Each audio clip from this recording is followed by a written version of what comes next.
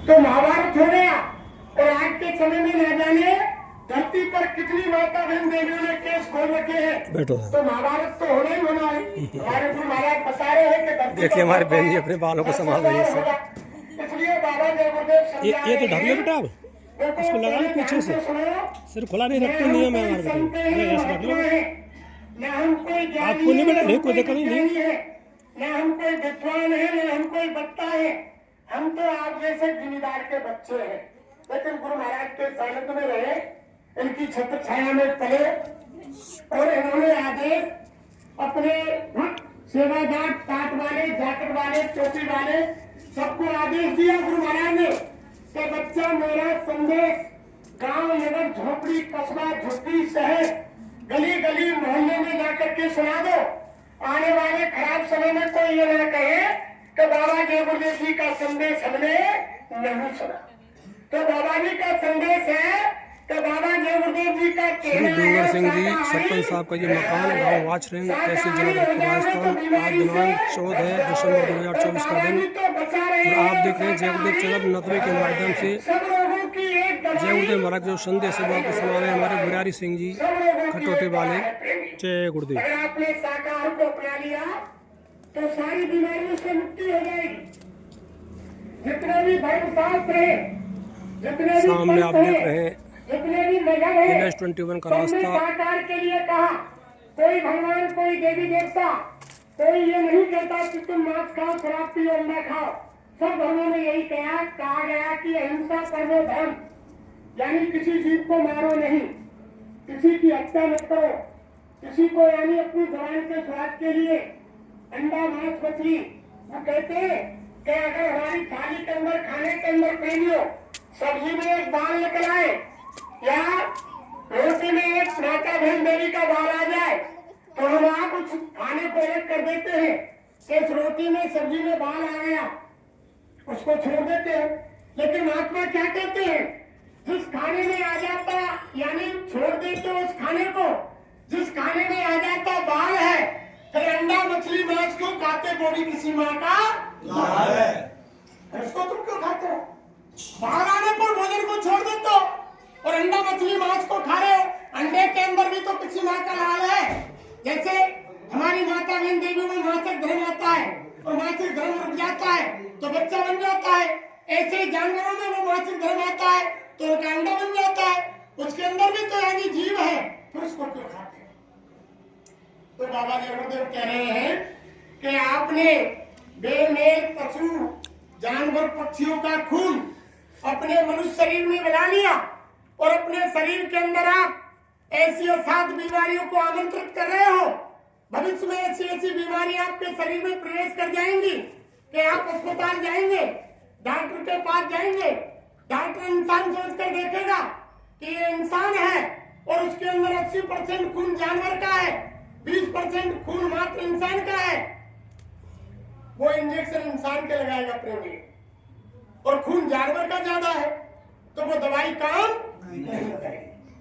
और अगर केमिस्ट्री अलग अलग दवाई बनाती है, इंसान की दवाई एमजी में, जानवरों की दवाई ग्रामों में, अगर जानवर वाली दवाई इंसान को लगा दी जाए तो वो 20% खून भी खत्म हो जाएगा और इंसान की मृत्यु हो जाएगी। इसलिए बाबा जय गुरुदेव कह रहे हैं कि आप असाध बीमारियों को क्यों आमंत्रित कर रहे हो? आप अस्पताल जाएंगे, डॉक्टर को हाथ दिखाएंगे, डॉक्टर आपकी बीमारी को देख करके हाथ खड़ा कर देंगे, अस्पताल छोड़कर भाग जाएंगे और 1 रुपए की दवा 100 रुपए में नहीं मिलेगी और तुम चिल्लाओगे और घर में आकर एक कोने में बैठ जाओगे। फिर आपको महात्माओं की बात याद आएगी। जब महात्माओं की बात याद आएगी तो मजबूर होकर के तुम्हें बाबा जय गुरुदेव जी की बात को मानना पड़ेगा और झंडे के नीचे आना पड़ेगा और मजबूर होकर के जय गुरुदेव बोलना पड़ेगा। कोई चारा नहीं होगा, कोई दूसरा चारा नहीं होगा बचाव का। हमारे गुरु महाराज कह रहे और देखो संत महात्माओं तो यही कहा कि मांसाहारी मानवा प्रत्यक्ष राक्षस अंग और इनकी संगत जो करे पर भजन में वैसा धीमर और शिकारी नृपसई और मांसाहारी इन घर भोजन करे जो संता और साधन भजन को है जाए अंता। दिन भर मच्छी खाए के और कोट गऊ दे दान और काशी करवट ले मरे निश्चय नरक फिर भी सीधा नरक जाएगा। और फिर क्या कहा है कि मांस मछलियां खाते और शराब पानते हैं और ते नर के जाएंगे माता पिता समेत। वो माता पिता को भी ले जाएंगे, क्योंकि बच्चे के गुरु सबसे पहले माँ बाप होते हैं। अगर माँ बाप ने अपनी संतान को, औलाद को यानी सही रास्ते पर नहीं यानी चलाया, उनके रहन सहन पर, खान पीन पर, उनके यानी आहार व्यवहार पर, उनके चरित्र पर ध्यान नहीं दिया, तो अपने बच्चे के साथ साथ उनके माता पिता को भी नरक जाना पड़ेगा। कोई नहीं बचाने वाला है। हमारे गुरु महाराज कह रहे हैं, अगर किसी परिवार के अंदर कोई ऐसा भक्त हो गया भगवान का, जो रामायण में क्या कहा, भगवान राम भी तो सबसे पहले उठ करके कि प्रातः काल उठ कर रघुनाथा मात पिता गुरु माथा। और औरत वही पुत्रवती है प्रेमियों, जो रामायण में लिखा है कि पुत्रवती युवती जग सोई राम भगत ताकर सुत होई। जग में वही औरत, वही हमारी माता बहन देवी और पुत्रवती वही कहलाएंगी जिनका बच्चा, जिनकी औलाद, जिनका पुत्र यानी भगवान की भक्ति करता है, वरना बात भले। तो वही बात महात्मा कह रहे हैं, अगर तुम्हारे परिवार के अंदर एक पीढ़ी में एक भगत हो गया, तो हमारे गुरु महाराज ने कहा कि वो 7 पीढ़ी को पार कर देगा। 3 पीढ़ी पिछली और 3 आगे की और एक जो मौजूद है वो 7 पीढ़ी को तार देगा। इतनी बड़ी चीज होती है प्रेमियों। तो हमारे बाबा कह रहे हैं कि मांस मछली अंडा शराब खाना पीना छोड़ दो, ये इंसानों का भोजन नहीं है। अगर तुम राम को मानते हो, कृष्ण को मानते हो, ईसा को मानते हो, मोहम्मद को मानते हो, हनुमान को मानते हो, देवी को मानते हो, देवताओं को मानते हो, महावीर को मानते हो, तो वो तो सब शाकाहारी थे, तो आप भी शाकाहारी हो जाओ। जिस भगवान को तुम मानते हो वे सब शाकाहारी थे, तो आप भी शाकाहारी हो जाओ।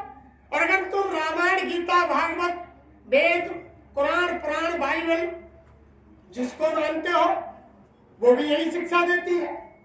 लेकिन हमारे गुरु महाराज क्या कह रहे हैं कि तुम राम को मानते हो, कृष्ण को मानते हो, देवी देवता, महावीर, बौद्ध, हनुमान सबको मानते हो, लेकिन वे जो कह रहे हैं उनकी बात को नहीं मानते। उनको तो तुम मानते हो कि भगवान है, ये अवतारी शक्ति है, ये संत महात्मा है, उनकी बात को तो मान रहे हो, लेकिन वो बात जो कह रहे हैं उस बात को नहीं। तुम धर्मशास्त्रों को मान रहे हो कि रामायण, गीता, भागवत, वेद यानी पुराण, कुरान, बाइबल, गीता ये सब हमारे धर्मशास्त्र हैं, लेकिन जो धर्मशास्त्र कह रहे हैं उनको आप नहीं मानते। हमारी रामायण तो यानी क्या कह रही है, देखो आज के समय में क्या हो गया, अगर हम रामायण को मानते तो आज भाई भाई के खून का प्यासा नहीं होता, भाई भाई से नफरत नहीं करता। रामायण तो ये कह रही है कि वनवास राम को हुआ था, 14 वर्ष के लिए उनका छोटा भाई लक्ष्मण नारी और नींद को त्याग करके जंगल चले गए। जबरन भाई तो ऐसा होना चाहिए, और आज क्या हो गया कि एक भाई दूसरे भाई की शक्ल देखना नहीं चाहता। फिर तुम रामायण को क्या मान रहे हो, राम को क्या मान रहे हो तुम? और दूसरी तरफ सीता माँ भी अपने संसारिक पति के साथ वनवास चली गई। राम ने बहुत मना किया कि देवी सीता, वहां तुम्हें खाने के लिए 36 प्रकार के भोजन नहीं मिलेंगे, तुम्हें जमीन पर सोना पड़ेगा, गलीचार फूलों का बिछोना नहीं मिलेगा, डाक फूस के यानी बिछोने पर सोना पड़ेगा, कंदमूल फल और जंगल के फल तुम्हें खाने पड़ेंगे, और वहां पर जंगल में रुकना पड़ेगा, भयानक जानवर वहां चिंगारेंगे, तुम वहां कैसे टिक पाओगी? तो सीता ने भी यही कहा कि जल बिन मीन नदी बिन बारी, ऐसे नाथ पुरुष बिन नारी। सीता ने भी यही कहा, हे स्वामी, जैसे जल के बिना मछली बेकार है, पानी के बिना बारी बेकार है, ऐसे हे स्वामी संसारिक पति के बिना उनकी पत्नी मैं तुम्हारे साथ चलूंगी, कोई भी कष्ट हो मैं वहां उसको सहन करूंगी। जब हम सीता सेवा के लिए चले गए और आज क्या यानी प्रवृत्ति हो गई, हम रात दिन सत्संग सुन रहे हैं, हमारी माता बहन देवियां सत्संग सुन रही हैं। एक तो वो सीता पत्नी थी जो जंगल में वहां चली गई, और आज हम सत्संग सुन के जाए और घर में चले जाए, इधर के कोने पर सत्संग सुना, हमारा मकान उधर कोने पर है, और हम जाकर बैठ गए। बाहर से पति आया और उन्होंने कहा कि नहीं सुन रही है क्या? कि बोलो क्या बात है कि पानी भर दो, पानी पीऊंगा। कि मेरे बस की ना है, मैं तो सत्संग सुन के आई हूँ बहुत दूर से, मैं तो हैरान रह रही हूँ, भर ले वो भर लो और पी ले।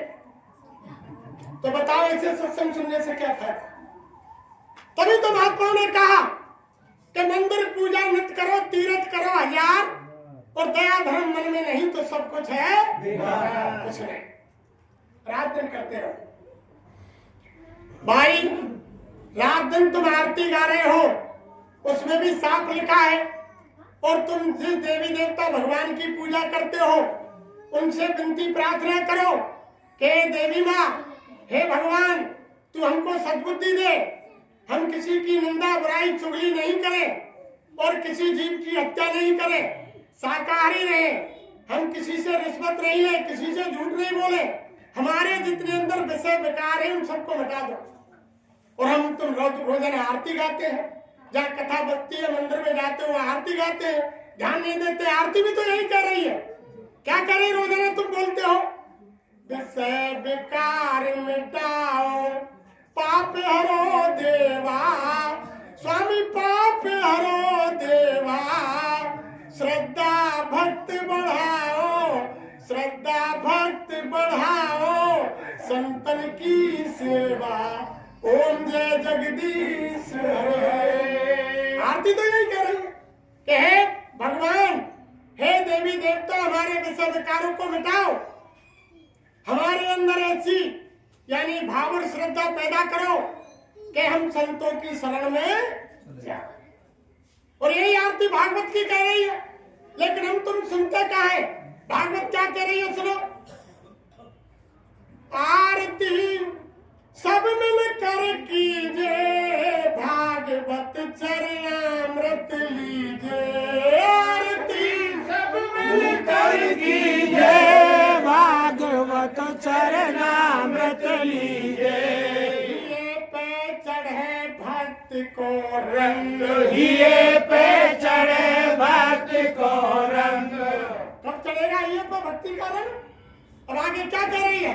ये पे चढ़े भक्त को रंग, ये पे चढ़े भक्त को रंग, मिले जब संतन को सत्संग, मिले जब संतन को सत्संग, जन्म बिरथा मत कीजिए, आरती सब मिलकर कीजिए, जन्म मत बिरथा मत लीजिए, जितने भी धर्मशास्त्र हैं सभी कह रहे हैं, जब तक आप यानी संत महापुरुषों की शरण में नहीं जाएंगे तब तक आपकी आत्मा का कल्याण नहीं होगा। रामायण में साफ लिखा है कि मोर वचन परे चाहे फीका और संत वचन पत्थर की मीठा, साफ लिखा है। फिर भी हम आप नहीं समझ रहे हैं, महापुरुषों ने साफ लिखा है।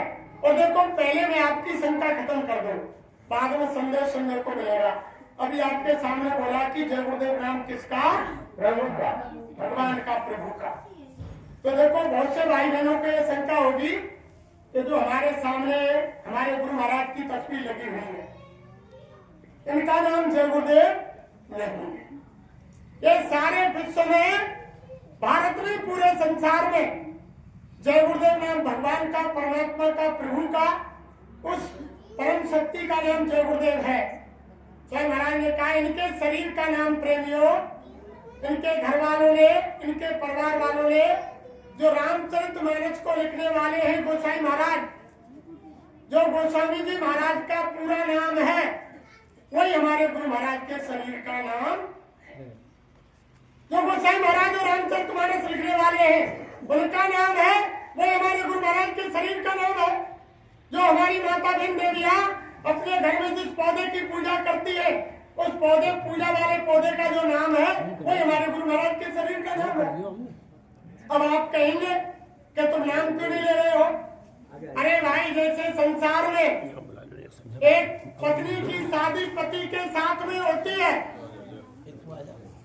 ध्यान से सुनो प्रेमियों, ये वचन नहीं मिलेंगे गुरु महाराज के बाद में।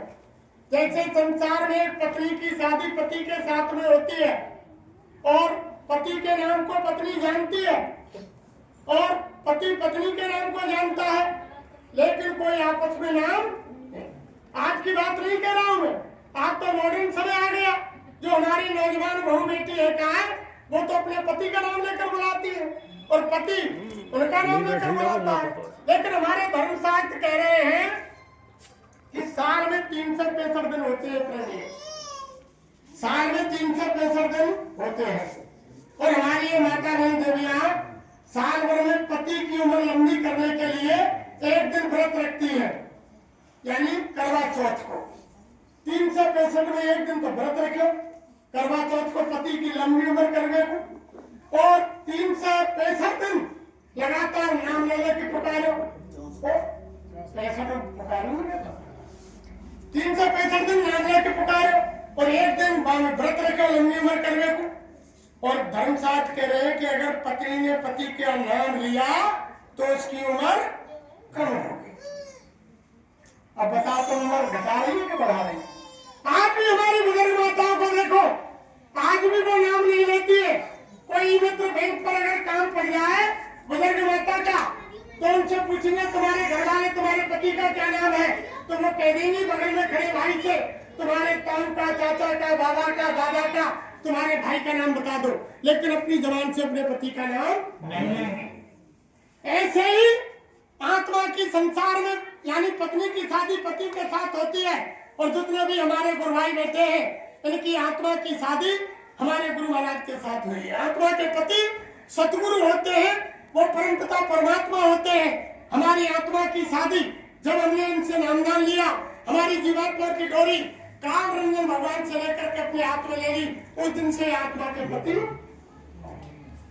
सबकी आत्मा नारी रूप है, कोई भाई हो बहन हो, यानी सबकी आत्मा स्त्री रूप है, और उनके पति कौन होते हैं, यानी परम पिता सतगुरु महाराज। तो ये हमारी आत्मा के पति है, इसलिए अब इनके शरीर का नाम नहीं, इनका नाम जयवर्धन नहीं है। ये जयवर्धन नाम का प्रचार करते हैं।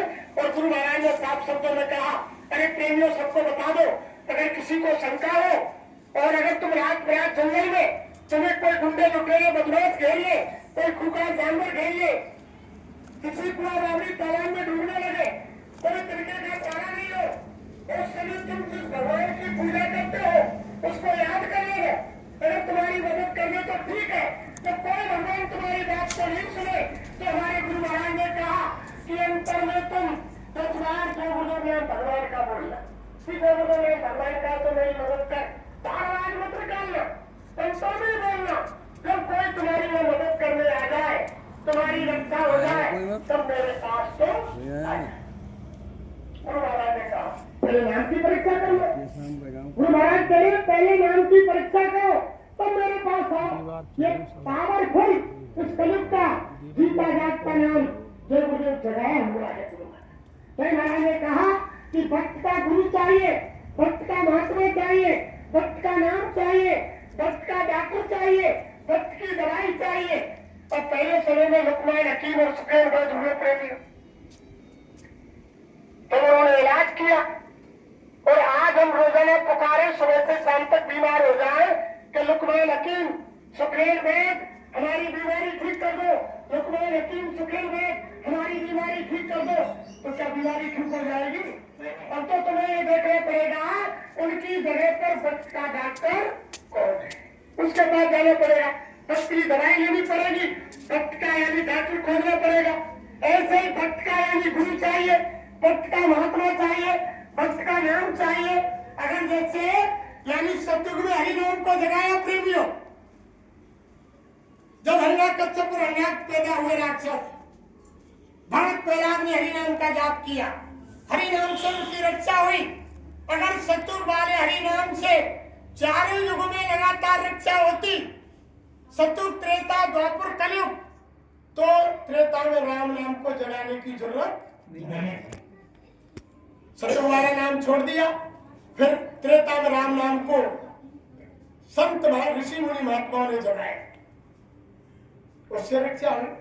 अगर त्रेता के राम नाम से ही जीवों का कल्याण यानी त्रेता द्वापर कलयुग में होता, तो द्वापर में कृष्ण को जगाने की जरूरत नहीं होती। ऐसे अगर पहले नामों से आज कलयुग के अंदर जीव का कल्याण होता, तो हमारे गुरु महाराज को जय गुरुदेव नाम को जगाने की जरूरत नहीं। ये ऐसा नाम है, मजबूर होकर के आने वाले खराब समय में, जब वो भयानक समय आ रहा है, गुरु महाराज कह रहे हैं, अरे के हिंदू भाइयों, तुम तुम्हारी इस मनुष्य शरीर रूपी मंदिर में सुबह शाम यानी उस भगवान का भजन करो। और मुसलमानों को गुरु महाराज ने बताया, हे मुसलमानों, इस जिस्मानी मस्जिद में और तुम सुबह शाम समय निकाल करके खुदा की इबादत करो।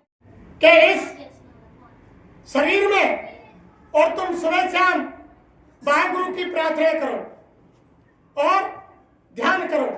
और उधर उनको कहा, ईसाइयों को, तुम इस बॉडी में यानी सुबह शाम समय निकाल करके और उसका मालिक का यानी प्रार्थना करो।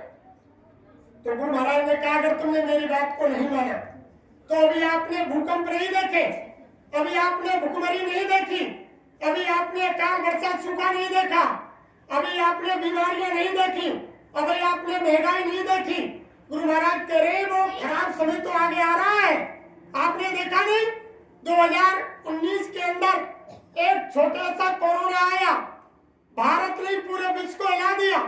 सब रेल बंद, बस बंद, बाजार बंद, यानी सब कारोबार बंद। और किसी गांव में कोई कोरोना का मरीज निकल आया तो प्रशासन वाले आ गए, उस गांव मोहल्ले में रस्सियां खिंच गई, तुम्हारा ही मकान है, ऊपर छत पर नहीं घूम सकते, तुम्हारा ही रास्ता है, खुले रास्ते में नहीं घूम सकते, तुम्हारे ही पैसे हैं, बैंक से निकाल नहीं सकते, और तुम्हारा ही बाजार है, सामान नहीं खरीद सकते।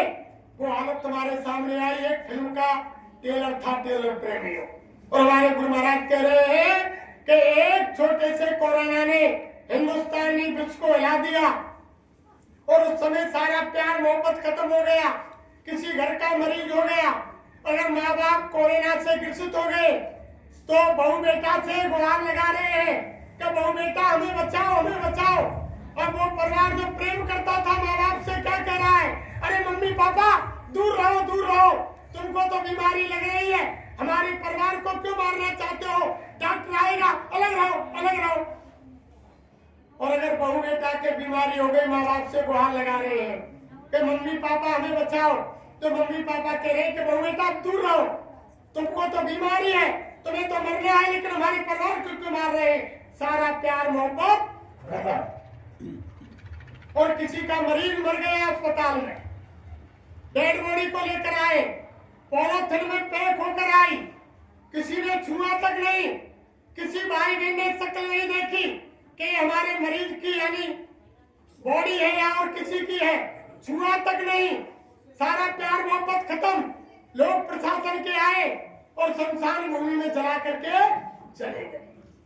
एक कोरोना ने हिला दिया। प्रेमियों, बाबा जी क्या कह रहे हैं कि बीमारियों की आंधी आ रही है, 1000 बीमारी एक साथ आएंगी, जब सबकी दाढ़ी में आग लगेगी तो प्रेमियों कौन किसकी आग बुझाएगा, तब क्या होगा, जब तुम्हारा प्यार मोहब्बत कर चला जाएगा। अरे प्रेमियों, बाबा जी तो समझा रहे हैं, हमारे गुरु महाराज तो समझा रहे हैं। देखो प्रेमियों, किसी यानी भाई के 200 बीघे खेत है और 100 बीघे सरसों बुग रही है और 100 बीघे आलू बुग रहे, और 2-2 कोठी है, एक कोठी यहाँ बन रही है, एक कोठी वहां बन रही है भरतपुर में, 4-4 गाड़ी है, 5 बेटा है, 5 बहू है, और फिर नातिन की बहू है, और बैंक में बहुत सारा धन जमा है। और अचानक कुछ यानी परिवार के बुजुर्ग को शरीर छूट गया, तो कोई कहेगा प्रेमियों अंत समय में कि इनका 200 बीघे खेत सत्य है, इनकी 2 गाड़ी सत्य है, इनकी 2 कोठी सत्य है, इनके 5 बेटा सत्य है, इनकी 5 बहू सत्य है, इनके बैंकों का धन सत्य है, इनके नाती और इनकी बहू सत्य है। कोई कहेगा अंत में क्या कहेंगे कि राम नाम सत्य है और सत्य बोलो। अरे हमारे गुरु महाराज कहते हैं कि वो मुर्दा हो गया, अब वो राम नाम को सत्य करने वाला नहीं है। राम नाम सत्य तो जीते जी इसी मनुष्य मंदिर में होता है, मरने के बाद राम नाम सत्य नहीं होता है। हमारे गुरु महाराज कह रहे हैं कि किसी महात्मा की तलाश कर लो, जब वो भेदी महात्मा वो खोजी पुरुष मिल जाए उनसे रास्ता ले लो और जीते जी घर में बैठ करके राम नाम को सत्य कर लो।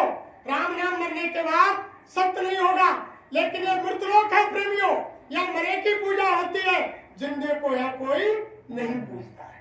जब धरती पर भगवान राम आए लोगों ने नकार दिया, 14 वर्ष के लिए वनवास दे दिया, उस समय भगवान को नहीं पहचान पाए। अगर अयोध्या के लोग पहचान जाते कि राम भगवान है तो सारी अयोध्या बन के लिए चली जाती, उस समय नहीं पहचाना, साधारण इंसान समझा।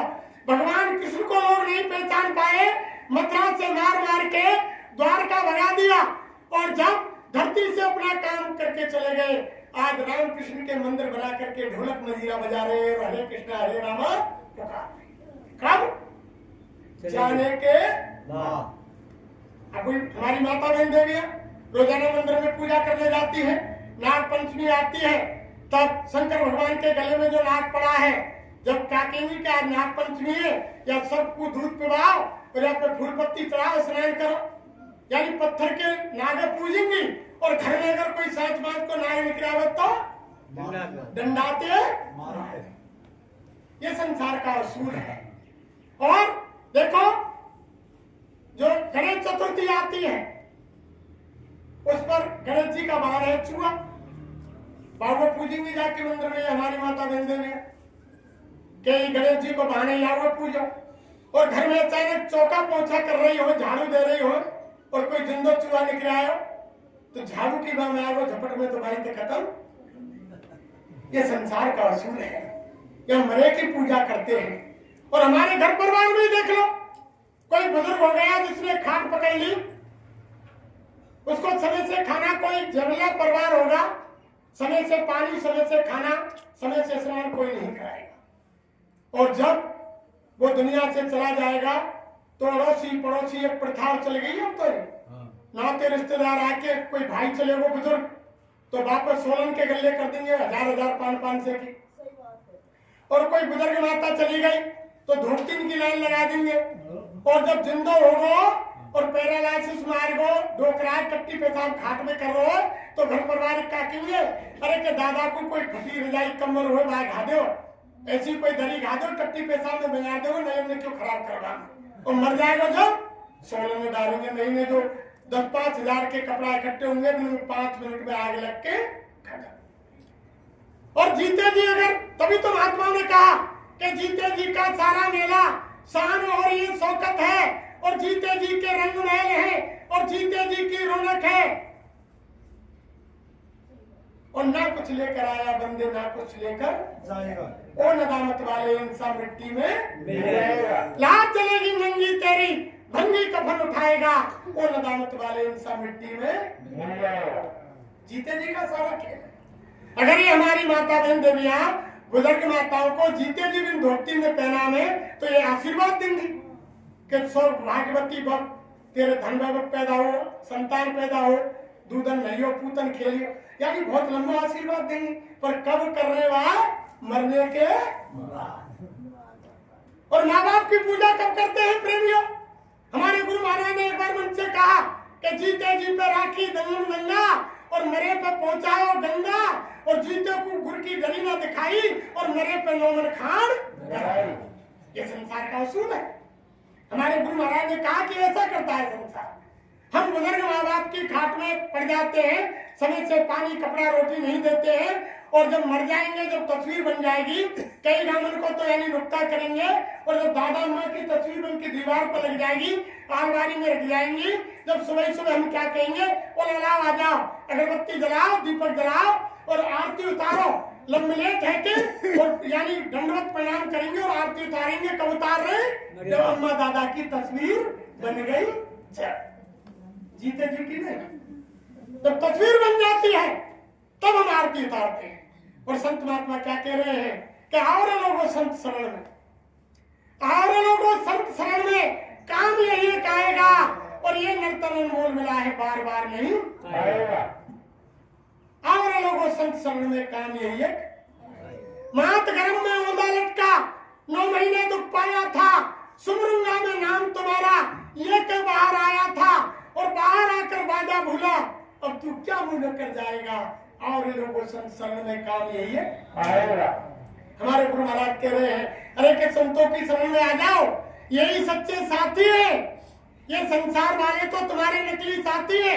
हमारे गुरु महाराज ने कहा, अरे घर में बच्चा वही जन्म लेगा जिसका लेन देन तुम्हारे ऊपर है, घर में वही बच्ची जन्म लेगी जिसके लेन देन का कर्जा तुम्हारे ऊपर है, तुम्हारे घर में वही बच्ची बाहर से बहू बन के आएगी जिसके लेन देन का कर्जा है, हमारी बच्ची उसी घर में बहू बन के जाएगी जहाँ उसके लेन देन का कर्जा है। मिले मिलाए बेमिले और जिनके पहले मेल और बिना मेल मिलते नहीं, ये कर्मन के खेल, ये सारा कर्मों का खेल है। एक दूसरे का लेन देन चुकने चुकाने के लिए यह जीव संसार में है। जब इंसान दुनिया से चला जाता है, औरत सीमित रहती है मकान तक और समाज जाता है शमशान तक और बेटा जाता है अग्निदान तक और इंसान के कर्म जाते हैं भगवान तक। वो कर नहीं जाएगा काम। इसलिए महात्मा समझा रहे हैं कि ये मनुष्य शरीर आपके लिए मालिक ने विशेष काम के लिए दिया है। आहार निद्रा भय मैथुनम, यानी पेट भरना, बच्चे पैदा करना, धन संग्रह करना, बच्चों की परवरिश करना, ये तो जानवर पक्षी भी करते हैं। यानी जानवर पक्षी बच्चा पैदा करते हैं, पेट भरते हैं, छोटी छोटी चिड़िया होती है, कितना सुंदर घोंसला रहने को बनाती है, वो भी बच्चा पैदा करती है, दूर दूर से चुग्गा ला करके बच्चों का पेट भरती है, परवरिश करती है। लेकिन जब पंख निकल आते हैं, बड़े हो जाते हैं, फुर से उड़ जाते हैं, उनकी कोई मोह ममता नहीं। हमारे गुरु महाराज कह रहे हैं कि विशेष काम के लिए आपको मनुष्य शरीर दिया है। अगर आप पेट भरना, बच्चे पैदा करना, मकान बनाना यही काम कर रहे हो तो आप और जानवर पक्षी में कोई अंतर नहीं है। ऐसे जानवर पक्षी है और ऐसे आप है, फिर क्या अंतर है? ये तो रामायण में साफ लिख दिया कि नर तन समने कमलो देही और जीव चराचर याचक, इस मनुष्य शरीर के समान कोई दूसरा शरीर नहीं। भगवान ने खुद कहा, सब मम प्रिय सब मम उपजाए और सब में मनुष्य अधिक मोह आए। सब में ये श्रेष्ठ बताया कि बड़े भाग्यवान स्तन पावा और सुर दुर्लभ सद ग्रंथन। रामायण में साफ लिख दिया उसे महाराज ने कि मनुष्य शरीर बड़ी भाग से ना जाने कितने जन्म जन्मांतरों के तुम्हारे पुण्य इकट्ठे हुए, जब तुमको तो रामायण में लिखा है कबहू की कृपा कर नर देही और ईश देत बिन हेत शरीर। उसने मालिक ने दया करके मनुष्य शरीर आपको दिया और ये देवताओं को दुर्लभ है। सुर दुर्लभ सद ग्रंथन, जिन हम देवताओं की आप हम पूजा कर रहे हैं, यह शरीर उनको नहीं मिलता है। जब किसी भाई बहन की आत्मा सांसों की पूंजी खत्म हो जाती है, जब देवलोक होकर जाकर गुजरती है उस रास्ते से, तो देवता डलियों में फूल लेकर खड़े हो जाते हैं, आत्माओं का स्वागत करते हैं कि धन्य हो आत्मा, तुम मनुष्य शरीर में होकर के आई है। और भगवान से प्रार्थना करते हैं, हे परमपिता परमात्मा, तू हमें मनुष्य शरीर दे जिससे तेरा भजन करके, तेरा योग करके, तेरा ध्यान करके और हम तेरे परम धाम को आए। ये ऑथोरिटी देवताओं को नहीं है। भगवान से मिलने की ऑथोरिटी देवताओं को नहीं है। तभी तो ये सोर दुर्लभ सद ग्रंथन, ये देवताओं को दुर्लभ है। क्यों है कि साधन धाम मोक्ष कर द्वारा और ये ना पाए परलोक सहारा। यानी भगवान से मिलने का जो दरवाजा है, वो रास्ता है, वो केवल मनुष्य मंदिर में है और किसी दूसरी योनि में नहीं है। इसलिए देव दुर्लभ है और हम आप इसको वैसे गवा रहे हैं। अरे हमारे गुरु महाराज कह रहे हैं अब की बार अगर ये मनुष्य शरीर आपको मालिक ने दया करके दे दिया और अगर आपने अपना लोक परलोक नहीं बनाया तो आप फिर 84 में भेज दिए जाओगे और कर्मों के अनुसार गधा घोड़ा मुर्गा सुअर भैंसा कुत्ता बिल्ली और पेड़ पौधा पहाड़ पर्वत बना दिए जाओगे। फिर तुम जन्म जन्मांतरों तक यानी अपने कर्म की सजा भुगतते रहोगे और ये मनुष्य शरीर दोबारा तुमको नहीं मिलेगा, ये फिर नहीं मिलने वाला है। ये तो बड़ी अमोलक चीज है। इसलिए प्रेमी हमारे गुरु महाराज कह रहे हैं कि कोई महात्मा की तलाश करो, जब सच्चा महात्मा मिल जाए। हमारे गुरु महाराज किसी का घर बार नहीं छुड़ाते, किसी के बीवी बच्चे नहीं छुड़ाते, किसी के दुकान दफ्तर खेती का काम नहीं छुड़ाते।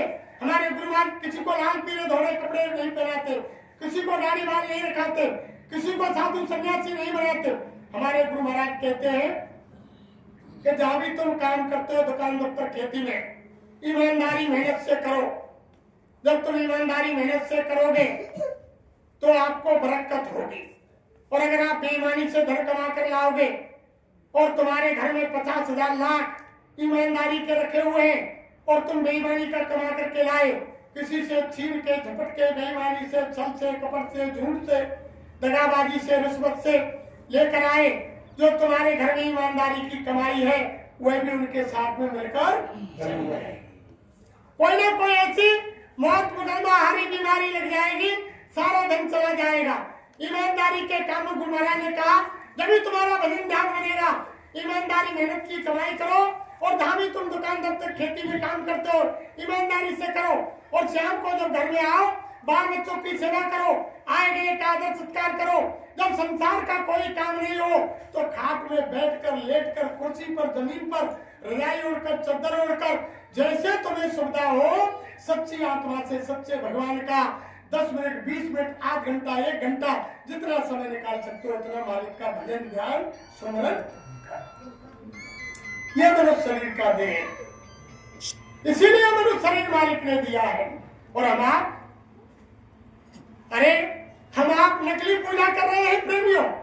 हम मंदिर में तो आप जाते हैं, अगर मंदिर का देवता हमारी आपकी बुराइयों को कहने लग जाए कि तुमने झूठ बोला है, कत्ल किया है, बेईमानी की है, शराब पिया है, मांस खाया है, व्यभिचार किया है, और देवता अगर कहने लग जाए कि तुम मंदिर में नहीं आओगे तो एक भी इंसान मंदिर में नहीं जाएगा। और तुम भोग लेकर मंदिर में जाते हो और मंदिर में भोग लगा दिया देवता को और सारा प्रसाद ला करके घर खा लिया। जब बुजुर्ग कहते हैं कि घर के खीर खाने और देवता, अगर मंदिर का देवता तुम्हारे प्रसाद को खाने लग जाए तो तुम 1 किलो लड्डू लेकर मंदिर में कभी नहीं जाएंगे, जाओगे नहीं जाएंगे। वो मंदिर का देवता डोलता बोलता नहीं है, फिर भी आप तुम इससे विनती प्रार्थना करो, हाथ जोड़ो, हे भगवान, हे देवी देवता, हे दुर्गा माँ, हे भवानी, हे राम, हे कृष्ण, हे विष्णु, हे शंकर, सबसे प्रार्थना करो कि हमको सद्बुद्धि दो, हमारे विषय विकारों को मिटाओ, हम सबके साथ भलाई करें, किसी की निंदा नहीं करें, किसी की बुराई नहीं करें, किसी जीव की हिंसा ना करें। उनसे हाथ जोड़ो, विनती प्रार्थना करो। जब तुम यानी साकारी सदाचारी हो जाओगे तो वो मालिक दया करेगा, तब तुम्हें कहीं ना कहीं सच्चे महात्मा मिल जाएंगे और तुम्हें भगवान से मिलने का रास्ता मिलेगा। भगवान उसी मनुष्य मंदिर में मिलते हैं और वो काम जवानी में होता है प्रेमियों। महात्माओं ने कहा कि कचकर एक आप जवानी में, इस 2 दिन की जिंदगानी में मेहमान जवानी जाती है फिर लौट कभी नहीं आती है, रेमून से मत खो देना किससे और कचकर एक आप जवानी में, इस 2 दिन की जिंदगानी में बड़भाग से नर्तन पाई है, सौभाग्य जवानी आई है, भगवान इसी में मिलते हैं, क्या ढूंढे पत्थर और कचकर लेकर जवानी में और 2 दिन की या ते खोज प्रभु की कर, या ते खोज प्रभु की कर, मिल जाए तो हो जाए निडर, लेकिन वे भी बिना गुरु मिलते नहीं, सब धर्म कहे निज वाणी में, कचकर लेकर जवानी में इस 2 दिन की वे भी बिना गुरु के नहीं मिलते। जब तक गुरु नहीं मिलेगा राम कृष्ण से कौन बढ़, और जिन्नु गुर कीन, और 3 लोग के अधिपति गुरु आगे उनको भी गुरु करना पड़ा। तो देखो एक भजन आगे हम बोलेंगे, बाद में आप बोलेंगे। जय गुरुदेव। सतगुरु मिले तो सब मिला, नहीं तो मिला न कोई। और मात पिता सुत बांधवा ये तो घर घर होए। सतगुरु खोजरी प्यारी जगत में दुर्लभ रतन। जब सतगुरु मिल जाएंगे तो काम बन जाएगा। लेकिन गुरु के बारे में भी आपको लिखा है रामायण के अंदर कि जैसे चौपाई आई के गुरु मिल भवन तले न कोई, और जो ब्रह्म शंकर संग हुई। किसी महान भाव ने चौपाई को सुना और उसने सोचा कि मैंने गुरु किया नहीं, और चौपाई कह रही है कि जब ब्रह्मा के समान आंख का यानी पलक घूमे इतनी देर में सारी सृष्टि की रचना कर दे, शंकर की तरह इतनी देर में सारी सृष्टि का संहार कर दे, इतनी शक्ति ऑटोमेटिक हो जाए, फिर भी बिना गुरु के कल्याण नहीं है। अब रास्ता में गए तो मंदिर पर कोई वारंटी वाला जाने आदमी की कोई हत्या है, कत्ल है गए, भेद छुपा के वो दाढ़ी बाल रखा के लाल पीले धोरे कपड़ा पहन के वो मंदिर पर बैठ गो और बाने जाए दंडोत करी के महाराज जी दंडोत प्रणाम, और तुम वो चेला बना लियो। कहले भैया डांट कमती, धोती लिया, लंगोटी लिया, 500 रुपया लिया, आज ते तू मेरा चेला, मैं तेरा गुरु, पर मेरी कोई गारंटी नहीं है कि तू स्वर्ग में जाके। उसके लिए रामायण में लिखा है गोसाई महाराज ने कि गुरु अंध बदर कर चेला, और एक नहीं सुने एक नहीं देखा, अंधो गुरु और भैरव चेला, और दोनों नरक में ठेलम दोनों को नरक जाना पड़ेगा। जब लोग गुरु मिले नहीं साचा, और जब तक गुरु करो तो पाचा। गुरु गुरु में भेद है और गुरु गुरु में भाव, और सतगुरु वही सराई है जो शब्द बतावे। जो शब्द की रचना, शब्द की धार पर जीवात्मा आई है और शब्द के रास्ते जीवात्मा जाएगी। जब तक वो शब्द भेदी सतगुरु नहीं मिलेगा, जब तक जीव का कल्याण नहीं होगा। और आपने अंधा गुरु कर लिया, आप तो गुरु की कोई कमी ना है। पहले समय में तो हमारे बुजुर्ग या बहुत लोग जिनको चाह थी आत्मा को जगाने की अपने निज घर पहुंचने के लिए, तो वो जो गुरु की तलाश के लिए जंगल जंगल भटकते थे, और जब महात्मा मिल भी जाते थे उनके आश्रमों में उन्होंने धोती लंगोटी 10-10 साल तक धोई, बर्तन साफ किए, लंगड़ बनाए, जूतियां साफ की, झाड़ू लगाए, पानी भंडारे में भरा, भंडारा बनाया, लेकिन अंत में महात्माओं ने कह दिया कि बच्चा तुम नाम के लायक नहीं हो, घर चलेगा।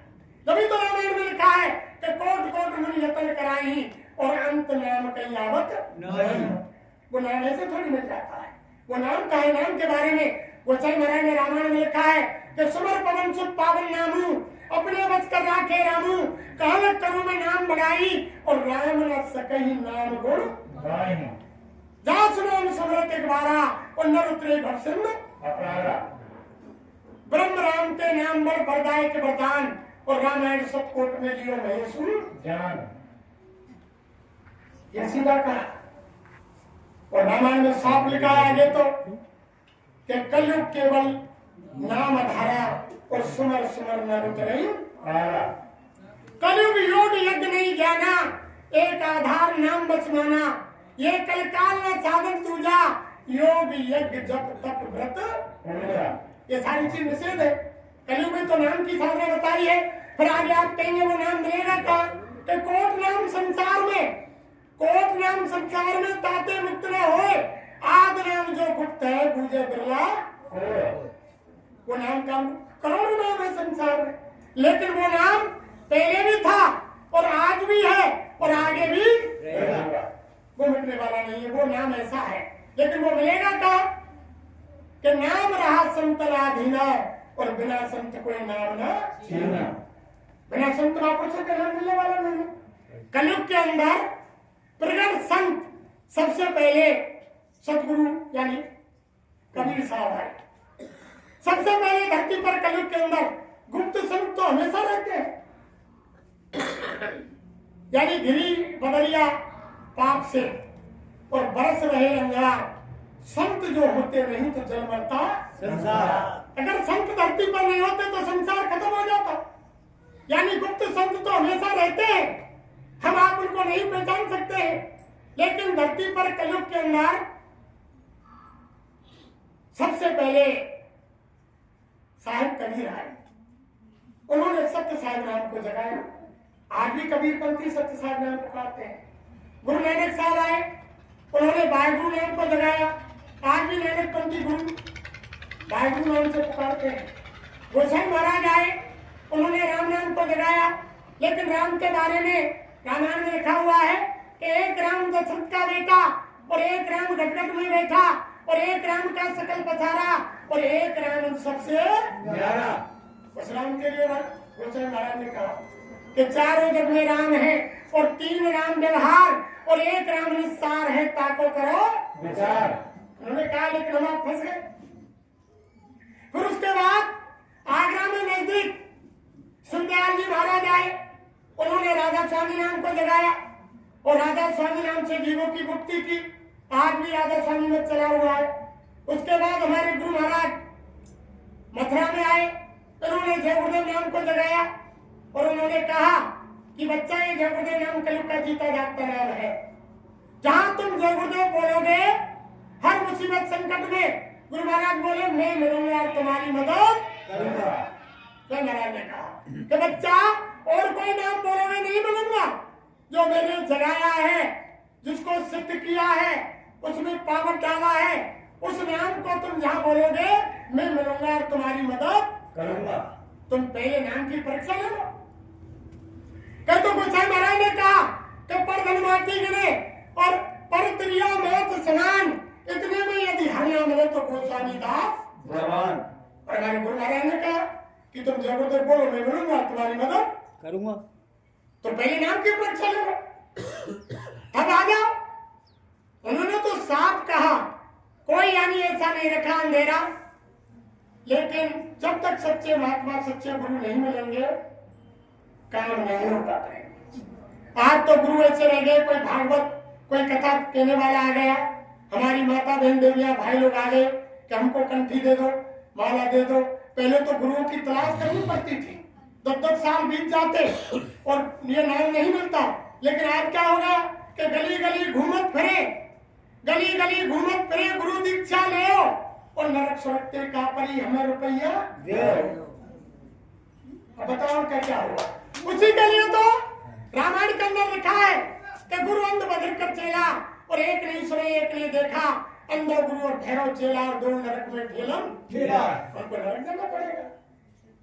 अंधो गुरु अधर बने और नक 84 में जाए और शिष्य सभी चींटी बने तो नोच नोच के खाए।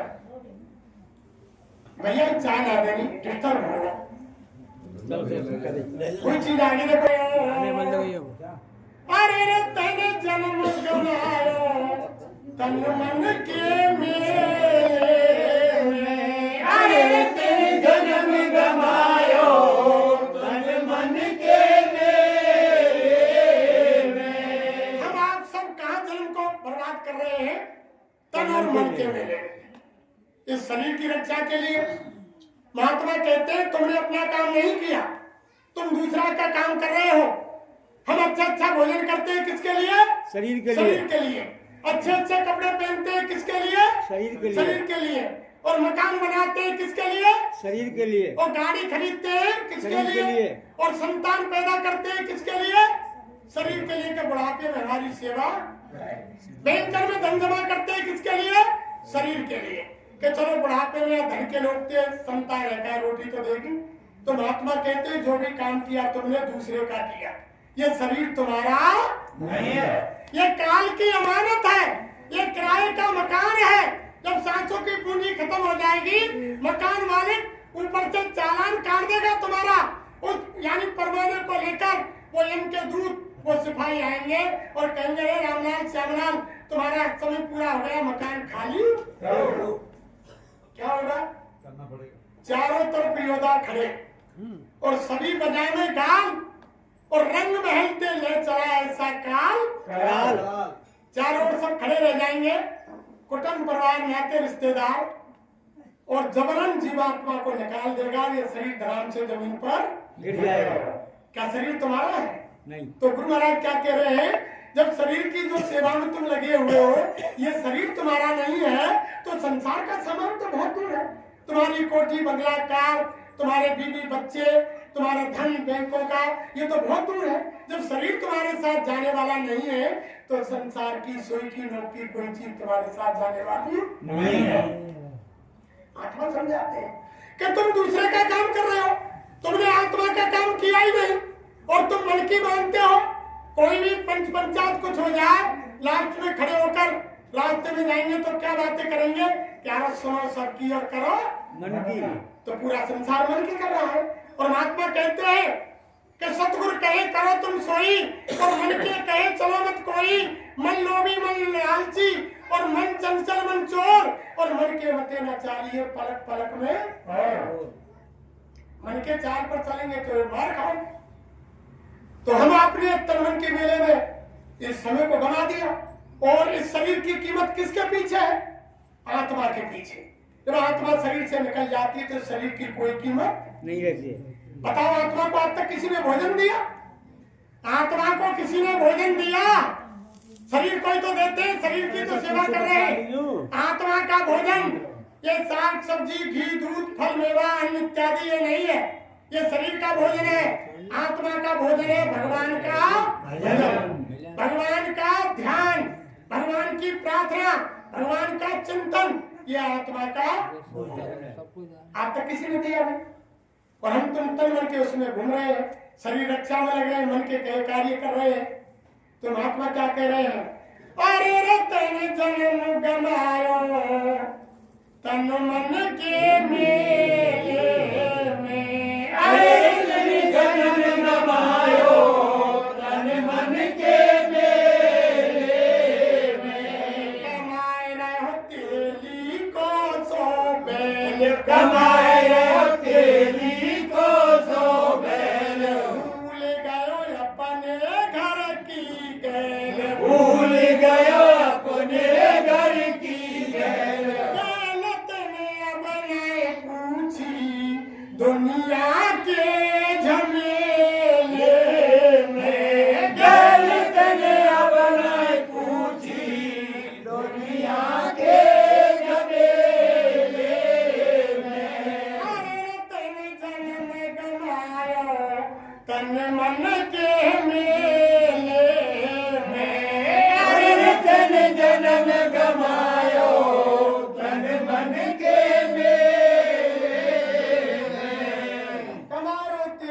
सो बैल। आपने देखो तेली को बैल तो घानी चले करे पहले सुबह से बात जोड़ दो, घानी में शाम तक बाई में घूमते रहे। बूढ़े बड़े कहते हैं कि तेली के बैले का मतलब सैलून के मैंने गाँव ना देखो जिसके बारे में तो वही देखो वो घानी में घूमता। तो बहुत से मनुष्य शरीर पाकर तो ऐसे इंसान है जिनको मालूम ही नहीं कि मनुष्य शरीर किसी विशेष काम के लिए बना है, कि हमें भजन करना है, भगवान भी है। उनको मालूम ही नहीं। तुम्हें क्या करें कि कमारो तेली को सो भूल गो अपने घर की गैल। ये हमारा घर नहीं है संसार। महात्मा कहते हैं अगर ये हमारा संसार घर होता तो हमारे बाबा दादी माँ बाप सब आपके हमारे बीच में रहते। जब वो यहाँ से चले गए तो एक दिन आप हमको भी यहाँ से जाना पड़ा है, इसलिए हमारा नहीं है, ये तो दूसरे का परलोक है।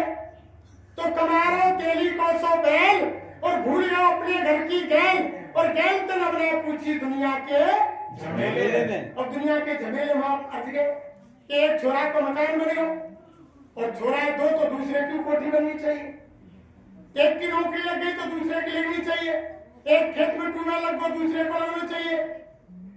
यानी लाली की शादी ना हुई अब ना हो, संसार के झमेले में फंस गए। और फंसने के बाद यानी ऐसे उलझ गए कि संसार के झमेले में अंत में फिर यानी हमारा शरीर कोई काम का नहीं दिया। कैसा हो गया? जो कहते हैं कि दांत खिलाए खुर्ग से और पीठ बोझ नहीं ले, और ऐसे बूढ़े बैल को कौन बांध बसु दे, कोई मतलब के नहीं रहे।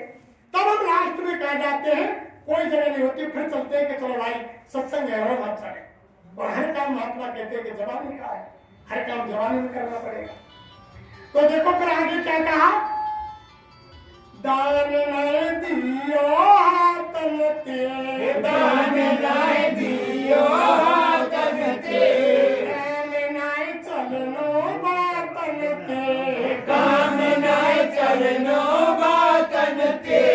धर्म जवले को माने पूछे गोय अकेले में, धर्म जवले को माने पूछे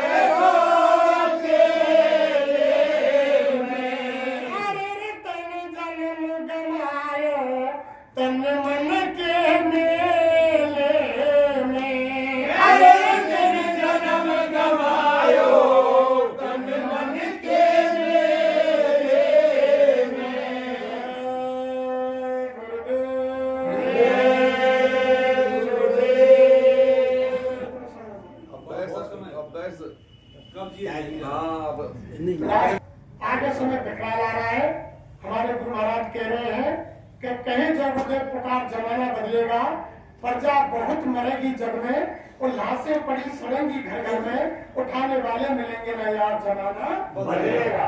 ऐसा क्यों कि कलयुग में कल स्वामी महाराज ने घोषणा की है कि कलयुग में कलयुग जाएगा, और कलयुग में कुछ हजार वर्ष के लिए सतयुग आएगा, कलयुग समाप्त नहीं होगा। जो सूरदास जी लिख गए कि अरे मन धीरज क्यों न धरे, और संवत 2000 के ऊपर ऐसो योग पड़े, पूरा पश्चिम उत्तर दक्षिण 24 काल फिरे, अकाल मृत्यु जगमाई व्यापे, प्रजा बहुत मरे। अरे मन धीरज क्यों न धरे, ऐसा होगा पहले, विनाश होगा धरती का। भाई रामायण में लिखा है कि सतयुग सब योगी विज्ञान, जब कलयुग में कलयुग जाएगा, कलयुग में सतयुग आएगा, तो सतयुग के अंदर तो सब भजनानंदी होंगे। ये रामायण में चौपाई लिखी हुई है कि सतयुग सब योगी विज्ञानी, करण ज्ञान करे भक्तरानी, तो सफाई होगी धरती पर, पूरा कचरा गंदगी समाप्त होगी, तो विनाश होगा। तो फिर आगे लिखा है कि 6 वर्ष लग सतयुग आवे, और सुख की दशा फिरे, स्वर्ण फूल मन पृथ्वी फूला, धर्म की बेल बढ़े, और काल व्याल से वही बचेगा जो गुरु का ध्यान धरे, और सूरदास ये हरि की लीला तारे नहीं धरे। अरे मन धीरज क्यों ना धरे। और इससे पहले देखो द्वापर था बीच में 8,64,000 वर्ष का, तब उस समय भगवान राम ने अयोध्या में पूरी अयोध्यापुरी को इकट्ठा किया, और जब वो सारंगी मारे गावे ना पहले, तो उसमें क्या कहते थे वे कि रामचंद्र कह रहे सिया से ऐसा कलयुग आएगा, और हम चुगेगा दाना तुलका कौआ मोती आएगा। धर्म भी होगा, कर्म भी होगा, परंतु शर्म नहीं होगी, बात बात पर बेटा माता पिता को आंख दिखाएगा, और रामचंद्र कह रहे सिया से ऐसा कलयुग आएगा। अब वो बात तुम्हारे सामने आ गई, सारी बात तुम्हारे सामने आ गई। अगर औलाद से बात कहे कि बेटा यह काम इन्हें मत करे, तो फटकार देंगे कि हटा पीछे को करो, जब तक करो हमारे साथ हो, कि बेटा मैंने बड़ी मुसीबत से बनाया, ये कमाओ बर्बाद मत करे, कि करो जब करो। तो वो सारी चीज पहले लिख गए। और दूसरी कड़ी में लिखा है समय कम है, इसलिए मैं जल्दी कर रहा हूँ, लेट हो गया मामला। तो आगे की कड़ी में लिखा है सुनो सिया कलयुग में काले धन और काले मन होंगे, चोर चक्के नगर सेठो हरि भक्त निर्धन होंगे। और भगवान राम ने कहा कि सीता जी सुनो, ऐसा कलयुग आएगा कि काले मन रह जाएंगे और काले धन रह जाएंगे। इंसानों में ऐसी होड़ लग जाएगी भौतिक बात पे कि धर्म जा, कर्म जा, ईमान जा, इज्जत जा, भाईचारा जा, समाज जा, रिश्तेदारी खत्म हो, लेकिन क्या चाहिए पैसा। काले धन होंगे, काले मन होंगे, भाई भाई की शक्ल देखना पसंद नहीं करेगा, ऐसा समय आ जाएगा। तब अयोध्या वासियों ने कहा कि महाराज तुम क्या कह रहे हो कि आप तो समय ऐसा है, रामराज हो रहा है कि दैविक दैविक भौतिक तापा, और रामराज का नहीं व्यापा, कोई तरह की तकलीफ नहीं थी राम के राज में। फिर क्या कहा कि मांगे भारत दे जल रामचंद्र के राज, अगर बरसात की जरूरत होती 5 आदमी हाथ खड़ा कर देते, 8 घंटा नहीं लगता बरसात हो जाती, ऐसा समय था। तो अयोध्यावासी कह रहे कि भगवान ऐसा समय कैसे आ जाए, तो वो तुम्हारे सामने कि सुनो सिया कलयुग में काले धन काले मन होंगे, चोर चक्के नगर सेठ हो, हरि भक्त निर्धन होंगे। यानी आप देखो नीचे से ऊपर तक बिनकी बग रही है, जो हर तरह को जम बान हो, और कोई भगवान को भगत होगो निकल के जागो रामा श्यामा करो, कह देंगे पागल है जान दो। और कोई हर तरह के मुश्किल डागो आप हो रही चोर चक्के नगर सेठ हो, हरि भक्त निर्धन होंगे, जो होगा लोभी भोगी सो योगी कहलाएगा। और रामचंद्र कह रहे सिया से ऐसा कलयुग आएगा। जो लोभी भोगी, हम किसी की निंदा नहीं करते। आपने देखा जिन लोगों को पहले कहते थे कि बड़े बड़े महापुरुष संत जिनने भीड़ इकट्ठी करी और जो उनके काले चिट्ठा खुले, आज भी जेल में चले गए। तो क्या कहा राम ने कि जो होगा लोभी भोगी, जिन्होंने धन इकट्ठा किया, माता बहन देवियों की इज्जत लूटी, जब उनका भंडा फूटा तो आज भी तुम्हारे सामने आया कि जो होगा लोभी भोगी सो योगी कहलाएगा। और रामचंद्र कह रहे सिया से ऐसा कलयुग आएगा। आगे फिर क्या कहा कि सुने सुने मंदिर होंगे, भरी रहेंगी मधुशाला, और भरी सभा में संग पिता के नाचेंगी घर की ग्वाला। सुने सुने मंदिर होंगे। आज मंदिरों में जागो कुटाई में नहीं कर, पहले बुजुर्गों से बात करो, मंदिरों में धर्मशालाओं में जाते, कोई महात्मा रहते उनका 10-20 मिनट यानी प्रवचन सत्संग सुनते, या भगवान की मूर्ति के सामने चद्दर डाल के बैठ जाते, उनका ध्यान करते, बैठ करके तब घर को आते थे। आप तो समय नहीं है किसी के पास। मंदिर के सामने होकर मोटरसाइकिल लेकर जा रहे हैं, स्लो रेस की, मोटरसाइकिल को हॉर्न बजा दियो, समझ ले कि भगवान ने मेरी पूजा स्वीकार कर ली। 4 पहिया की गाड़ी में बैठ के जा रहे हैं, मंदिर को गेट आयो, हॉर्न बजा दियो, समझ ले कि मेरी पूजा भगवान ने सुन ली।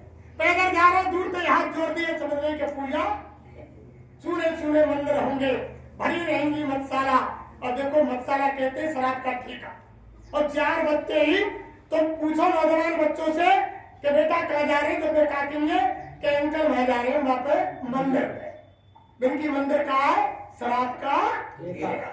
लाइन लगाएंगे, सुने सुने मंदिर होंगे, भरी रहेंगी मधुशाला, भरी सभा में संग पिता के नाचेंगी घर की।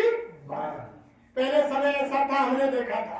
आज बुजुर्ग माताओं से पूछो, कोई बाहर फंक्शन होता, कोई बुजुर्ग दरवाजे पर बैठा रहता, कोई नौजवान बहू बेटी बाहर खेल तमाशे को देखने निकलती, बुजुर्ग बाहर दरवाजे पर बैठा है, उसने टेढ़ी नजर करी और नौजवान बहू बेटी अंदर मकान में वापस बाहर नहीं निकलती थी।